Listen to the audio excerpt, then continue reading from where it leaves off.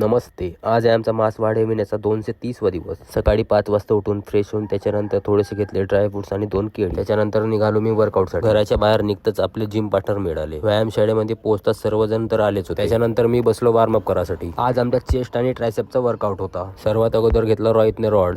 इथं flat bench press मारला. त्याचा झाल्यानंतर मी पण रॉड घेतला. मी पण याचे 3 सेट मारले. हा वर्कआउट झाल्यानंतर मी घेतलं डंबल्स.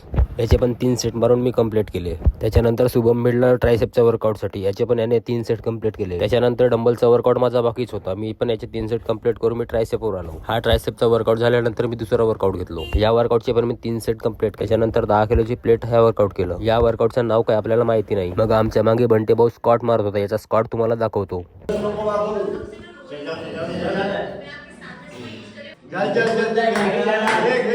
एक तरी फुल मार, एक तरी मार.